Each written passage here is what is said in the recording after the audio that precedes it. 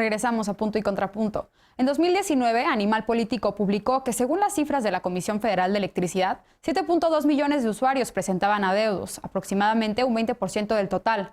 De los deudores, 1 de cada 3 era de Tabasco. Pero no son los únicos. El Estado de México debía entonces casi 8 millones de pesos y la capital del país 5. Pero el saldo de los tabasqueños era de 11,000 millones de pesos y ayer se informó que por fin quedó condonada esa deuda histórica. Veamos en contexto.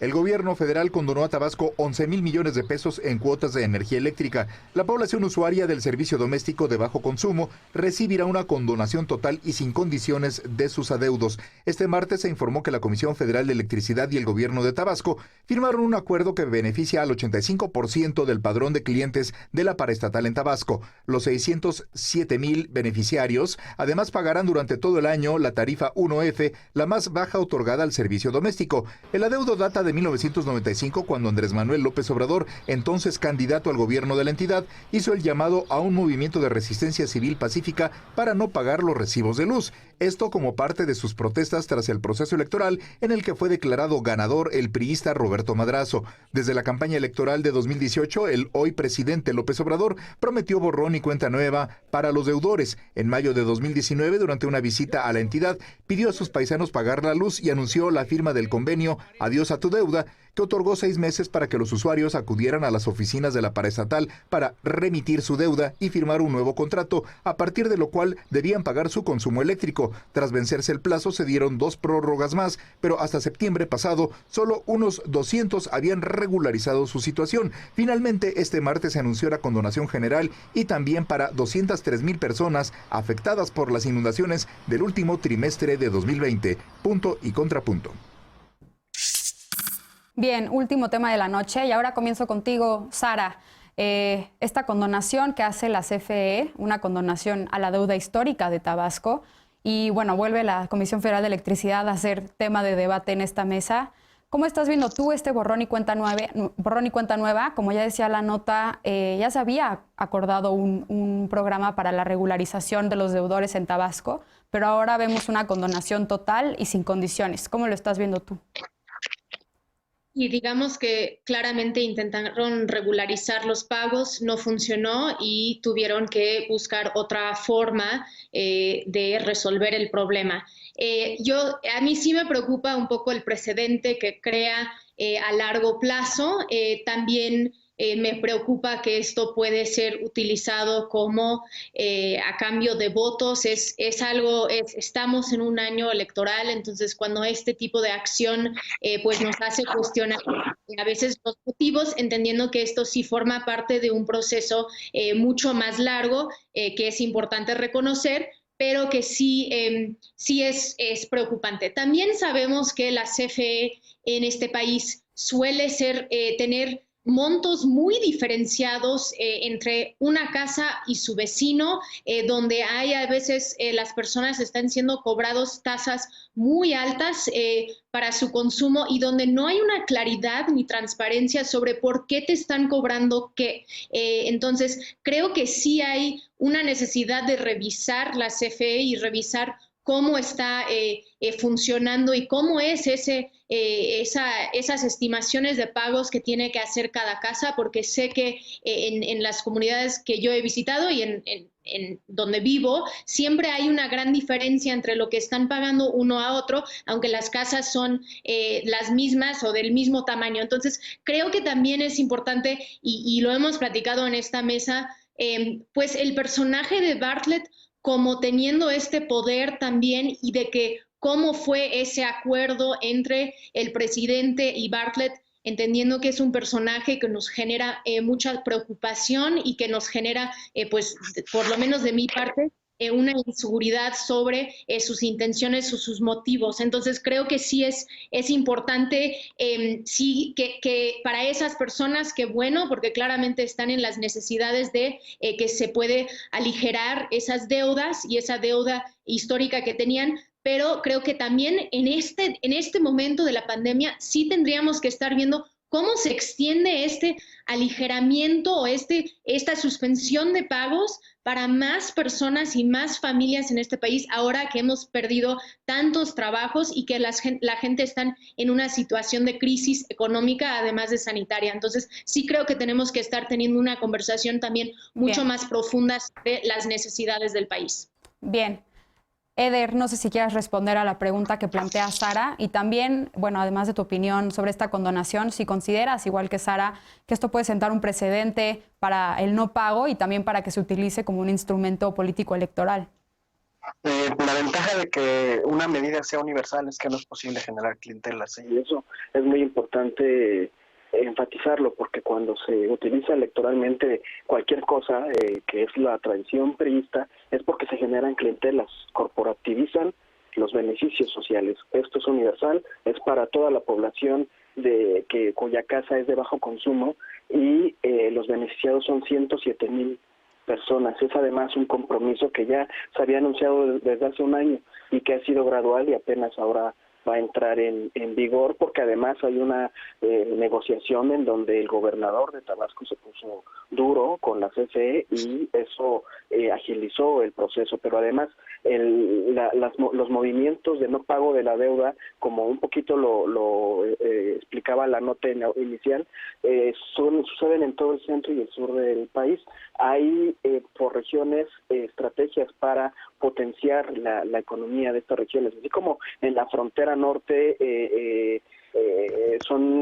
hay un salario diferente, un costo de gasolina diferente. Bueno, pues en el sureste mexicano se ha generado estos movimientos para no pagar las deudas históricas, que son enormes, y a partir de eso, por eso se llama borrón y cuenta nueva, incentivar que la gente empiece a pagar de manera cotidiana su luz. En Chiapas, en comunidades de Chiapas, el gobierno de la 4T también ya había condonado la deuda histórica antes, pero se da esta condonación en un contexto que, además de la pandemia, de las inundaciones lamentables que sufrieron allá, está la iniciativa en la Cámara de Diputados para fortalecer y proteger a CFE. Y entonces, en ese contexto, hay una campaña mediática para decir, miren, por un lado quieren proteger a la CFE y por otro lado están perdiendo 11,000 millones de pesos en la condonación a 607,000 beneficiarios de Tabasco. Pero les voy a contar un contrato de la empresa Diversidad Sociedad Anónima, que es dirigida por José Adolfo Murat, que esta empresa tuvo un contrato para la compra de 3,100 watts a costo de generación de la CFE. Le compran 3,100 watts a CFE y esta empresa los revende en el mercado mayorista spot. Bien. Este contrato se obtuvo un mes y medio antes de que entrara el gobierno de la 4T y las ganancias son por más de 500 millones de pesos anuales. Este personaje, José Adolfo Murat, fue diputado del PRI, fue integrante de la Comisión de Energía y actualmente es precandidato para ser presidente municipal. Eso es lo que hay que proteger, por eso hay que proteger a CFE. Solamente una persona se está llevando 500 millones de pesos de utilidades de lo que genera CFE. Y fíjense, con la condonación los beneficiados son 607,000 personas. Por supuesto que hay que blindar a la CFE, por supuesto que hay que protegerla, porque hay muchos contratos beneficiosos para gente cercana a quienes operaron la reforma energética y se tiene que revisar con lupa todo eso. Bien. Lisa, ¿tú coincides con Eder? ¿Crees que este borrón y cuenta nueva era la solución para esta deuda en Tabasco? Pues si el borrón y cuenta nueva es la solución, tiene que aplicarse a nivel nacional y con una justificación muy clara y con una campaña masiva en donde no haya diferenciación de beneficiarios, porque aunque no sea exclusivo de un municipio o una serie de municipios de Tabasco donde sufrieron las inundaciones, porque esto no se aplicaría igual con las mismas inundaciones que se sufrió en Mérida y la zona conurbada, o porque esto no se aplicaría igual en otros estados afectados por otro tipo de desastres naturales o por otro tipo de situaciones sociales o incluso históricas, como bien decía Eder. Yo no tengo ningún problema con que haya medidas progresivas en donde las personas que tengan menos recursos tengan beneficios de los subsidios más grandes y aquellas personas que tengan más recursos no reciban subsidios o reciban los subsidios más pequeños de los tabuladores. Eso es lo que ha hecho, creo yo, de manera muy acertada Claudia Sheinbaum en la ciudad, al subir paulatinamente las tarifas de agua y luz de las 100 o 200 colonias, creo que son más ricas de la ciudad. Eso me parece bien, pero Eder hablaba de una contradicción que supuestamente se está dando en el debate público sobre la pérdida de 11,000 millones de pesos versus la necesidad de proteger a la CFE. La contradicción es, decimos que queremos beneficiar a los usuarios finales, que son las personas de la electricidad, mientras estamos generando una industria completa y absolutamente poco competitiva, donde la CFE es uno de los generadores más caros de electricidad, en donde le estamos dando atribución por dejar en carácter de prioritario ahora en la Cámara de Diputados el hecho de que los certificados de energía limpia se le entreguen así nada más por ley, donde estamos en un pleno ataque justamente a la generación de energías limpias, y yo siempre he estado de acuerdo con Eder en que todos los contratos que se hayan otorgado en esta y administraciones anteriores y administraciones futuras pasen por un ejercicio muy fuerte de escrutinio, pero creo que tenemos que tener la seriedad como para poder aceptar. Esta medida se dio, y además se dio después de una incitación políticamente motivada del entonces candidato Andrés Manuel López Obrador en los 90, pues sí es un uso de los recursos públicos del Estado para pagar una deuda generada en principio por ese movimiento social que él en su momento generó en ese estado, y que hoy en día, pues en el contexto de la austeridad, en donde quieren desaparecer todo, incluido el INAI, se hacen estas condonaciones de manera muy selectiva. Si las condonaciones se tienen que hacer porque es una medida del gobierno para apoyar a las familias en las pandemias, entonces es nacional, ¿no? Pero no es necesariamente aquí sí y aquí no, y además aquí sí, en donde además yo fui originalmente allá en los 90 el que te dije que no pagara, porque eso sí es un mensaje, como bien decía Sara, sumamente peligroso, ya al margen de la electricidad y al margen de la CFE, para el cumplimiento del Estado de Derecho y la noción de la gente que tiene que cumplir con la ley. De acuerdo. Finalmente, Alfredo, tú coincides con Lisa. ¿Cuál es tu opinión sobre esta condonación en Tabasco y si encuentras implicaciones para la administración de la energía eléctrica en el país? Sí, coincido con Lisa porque Eder decía que la ventaja de que un programa sea universal es evitar la clientela. No quiero insinuar que hay una mirada puesta del gobierno federal en Tabasco, pero sí hay un simbolismo, esos simbolismos a los que tanto apela el presidente y lo sabemos que pues ahora nos recuerda muy bien Lisa y como decía la nota, pues es una lucha desde los 90s, en la intención, en el resultado final, en el beneficio que pueden tener miles de familias por estas condonaciones, por esta supercondonación, pues sí que bueno, por supuesto, y ojalá en tiempos de pandemia donde la situación financiera de muchas familias es sumamente precoz, pudiera esto ser un programa nacional. Y hay una cosa que hoy muy relevante pasó hablando de CFE y hablando de confiabilidad, que la Suprema Corte de Justicia hoy, precisamente la segunda sala, invalida el famoso decreto NALE, que se llama la Política de Confiabilidad, Seguridad, Continuidad y Calidad del Sistema Eléctrico Nacional, a raíz de una acción de inconstitucionalidad que presentó la COFESE, una controversia constitucional, perdón, la Comisión Federal de Competencia Económica, uno de esos tantos organismos autónomos que le chocan al presidente, que pues desde luego le deben de chocar a la secretaria Nale y al gobierno federal que diseñó, parte del gobierno federal que diseñó esa política de confiabilidad, porque la Suprema Corte fue contundente, clara, solo con el voto en contra de la ministra contratista que puso el presidente López Obrador con apoyo del Senado, que esa política iba en contra de la libre competencia, violando la Constitución, violando lo que hoy por hoy está en la Constitución. Entonces creo que es un buen momento todo esto de plantearnos si los planes del gobierno federal, si el discurso que trae el presidente López Obrador y este desprecio que se tiene a las energías limpias, que el presidente dice que son sofismas, nos ofrece una buena oportunidad de replantearnos muchísimas cosas, pero vaya, desde el que encabeza a la CFE, ¿quién protege a la CFE de Manuel Bartlett? Hay que dejar de recordarlo que Manuel Bartlett y la CFE, o la CFE a cargo de Manuel Bartlett, recientemente en diciembre, el 28 de diciembre, para justificar el famoso aquel apagón que hubo en muchos lugares, falsificó un documento de Protección Civil del Estado de Tamaulipas para hacer creer que esa fue la razón de aquel apagón. Entonces, pues las manos en las que está la CFE definitivamente no son las mejores, son las manos de Manuel Bartlett, y la política energética del gobierno pues empieza a encontrar un freno en lo que han querido hacer de forma autoritaria y abusiva en la propia Suprema Corte de Justicia de la Nación. Bien, pues con esto...